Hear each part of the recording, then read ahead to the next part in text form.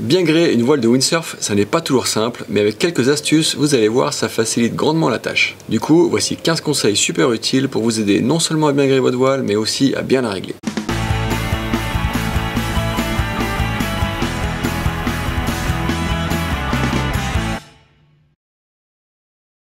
Salut les copains, cette semaine on repasse au windsurf pour mon plus grand plaisir avec quelques bons conseils pour bien gréer et bien régler sa voile. C'est un sujet important car il conditionne les performances de la voile, la plage d'utilisation et votre confort. Avant de passer au détail des conseils, permettez-moi de vous inviter à vous abonner à la chaîne et à activer les notifications afin de ne rater aucun contenu. J'ai pas mal de projets windsurf qui arrivent, donc voilà, pour compléter les vidéos que j'ai déjà en stock et dont je vous mets le lien sur la playlist ci-dessus ou en description avec plein d'autres liens utiles également. Par ailleurs, si quelque chose n'est pas clair, que vous avez besoin d'une explication supplémentaire ou que vous avez une suggestion pour une prochaine vidéo, n'hésitez pas à vous exprimer en commentaire, ils sont là pour ça et en plus je lis tout et j'essaye aussi de répondre à chaque fois. Maintenant, rentrons enfin dans le vif du sujet. Pour commencer, il va falloir gréer du bon côté par rapport à la rallonge, la poignée de wishbone et aux fermetures de camber quand il y en a. Et oui, on ne le dirait pas, mais les voiles et les accessoires ont le plus souvent un sens dans lequel les utiliser. Ici par exemple, sur cette voile, tout est prévu pour fonctionner en tribord amure. C'est dans ce sens que la voile est roulée, le taquet de la rallonge et la poignée de wishbone sont optimisés pour ce sens, comme sur la majorité des marques. Après, certaines marques privilégient l'autre amure, et dans ce cas, il faut faire attention au wish et à la rallonge qu'on utilise. Si on utilise une rallonge tribord sur une voile en bâbord, c'est beaucoup plus dur d'étarquer par exemple. Conseil numéro 2, faire les vérifications d'usage. Lorsque l'on grée, il faut vérifier l'emboîtage du mât et le bon positionnement de la tétière. Cela arrive que ce ne soit pas parfait, et alors il y a toutes les chances que ça pose problème en mer. Voire même des fois en gréant, en étarquant, ça peut sauter. Idem, c'est aussi bien de vérifier les points d'usure tels que les boots avant de partir sur l'eau. C'est pas mal de faire un peu de prévention, disons. Conseil numéro 3, mettre le wish dans le bon sens.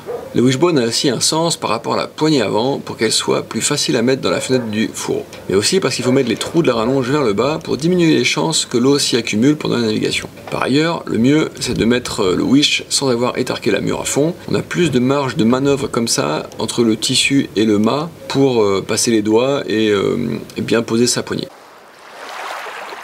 Conseil numéro 4, avoir une bonne rallonge et un bon boot. En optant pour une rallonge avec de bonnes poulies et également un boot de qualité qui s'étire peu et glisse bien dans les poulies, ça fait une grosse différence pour étarquer facilement. Un bon boot, c'est complètement incroyable comme ça change les choses. Conseil numéro 5, bien passer le boot dans les poulies. Sur les gunsails, c'est facile car l'axe de la poulie et de la rallonge sont parallèles.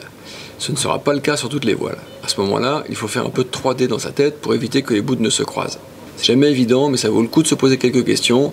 Ça évite d'user les bouts, ça évite d'user votre dos, et aussi ça permet d'étarquer facilement, mais aussi de désétarquer facilement. Parce que quand on croise les bouts, parfois ensuite, ça se coince. Conseil numéro 6, bien étarquer sa voile à la mure. C'est vraiment un moment clé, l'étarquage de la mure, qui va faire une grosse différence sur votre session parce qu'il détermine l'équilibre et les performances de la voile. En étarquant la mure, il faut se fier aux repères de réglage positionnés sur la voile et les respecter.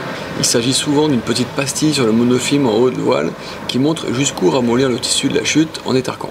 S'il n'y a pas de repère, vous pouvez aussi vous fier à la tension du fourreau au niveau de la latte numéro 2 et à la position de la latte numéro 3 par rapport au mât. Au niveau de la latte 2, il faut que ce soit tendu mais que ça bouge toujours. Au niveau de la latte 3, il faut que celle-ci vienne à la perpendiculaire du mât. Conseil numéro 7, utilisez ses jambes pour étarquer. Si l'étarquage de la mure est difficile, surtout il faut éviter de forcer avec le dos. Les plus gros muscles du corps se situent dans les jambes, alors autant en profiter. Deux solutions alors. Soit on bloque le dos et on tend les bras et ensuite on pousse sur le pied de mât avec la jambe, c'est ce qui fait que ça étarque, soit on s'accroche au harnais avec le bout d'étarquage et on pousse avec la jambe. Ainsi on économise son dos. Conseil numéro 8, utilisez la technique de la boucle au wishbone. Lorsque la poignée arrière dispose d'une poulie ouverte, utilisez la technique qui consiste à ne jamais sortir son bout du taquet. Ainsi on passe la boucle dans l'œillet et en un claquement de doigts, le point d'écoute est à poste. Conseil numéro 9, bien doser l'étarquage du wish. Pour cela, il y a bien sûr les préconisations des constructeurs, mais bien souvent elles sont imprécises car ça dépend aussi de la hauteur du wish. L'idée ici c'est de tester l'étarquage du wish en appuyant sur la voile depuis la poignée arrière.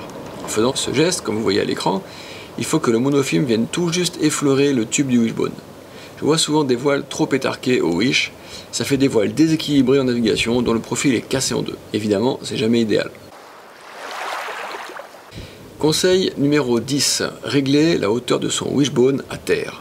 Ce que l'on cherche sur la hauteur de wishbone, c'est une hauteur juste au-dessus des épaules. Donc à terre, debout, à côté de sa voile, mais sans la plaquette, on peut régler sa hauteur de wishbone juste en dessous des épaules, et ensuite sur l'eau ce sera parfait. Conseil numéro 11, pré-régler ses bouts de harnais. Histoire de ne pas galérer sur l'eau, il est aussi recommandé de régler au moins approximativement ses bouts de harnais avant de partir sur l'eau. Comment faire? Depuis que je suis gamin, moi je fonctionne avec un pré-positionnement de mes boots à 2 hang loose de la poignée avant, puis une main d'écartement entre les attaches. Pour être plus précis, on peut aussi essayer de tenir sa voile bordée à une main sur la plage. Normalement, si les bouts de harnais viennent entourer la main, alors on est vraiment pas loin du réglage qui va bien. Pour la longueur des bouts de harnais, en général avec une longueur d'avant-bras, on est pas mal. Conseil numéro 12, ça va être d'étarquer ses lattes. Les lattes tiennent le profil de la voile. Pour leur permettre de bien bosser, il faut les étarquer suffisamment pour enlever les petits plis, mais pas trop non plus, sinon elles déforment la voile. Conseil numéro 13, assurer ses bouts. Le conseil 13, c'est celui de la chance, ou plutôt celui qui évite la malchance. Assurer ses bouts d'écoute et d'amure avec 2 demi-clés sur la partie arrière de la rallonge du wish ou sur la rallonge de pied de mât, ça ne coûte pas grand chose, mais ça évite les mauvaises surprises. Personne n'a envie de perdre ses réglages en mer, ou pire, que tout lâche parce que le bout s'est enlevé du taquet. Conseil numéro 14. Adapter ses réglages de bout de harnais à la hauteur du wish. Ça, c'est surtout une situation que l'on rencontre quand on s'échange du matos avec quelqu'un d'un autre gabarit. Et lorsque l'on monte le wish, il faut reculer les bouts de harnais, et lorsque l'on baisse le wish, il faut les avancer pour conserver un équilibre main avant, main arrière correct. Conseil numéro 15, ça va être de rouler sa voile dans le bon sens. Afin de gréer dans le bon sens la prochaine fois, pense à rouler ta voile sur la bonne amure à la fin de ta session. C'est tout bête, mais en fait ça marche. Voilà, maintenant tu as les bonnes clés pour bien gréer ta voile, alors je t'invite à regarder mes vidéos sur le jibe ou sur le water start dont les liens s'affichent à l'écran. Merci de ta fidélité, ton abonnement si tu es abonné, et puis je te dis à bientôt pour une prochaine vidéo de windsurf sur Water Sport Zone. Bye bye.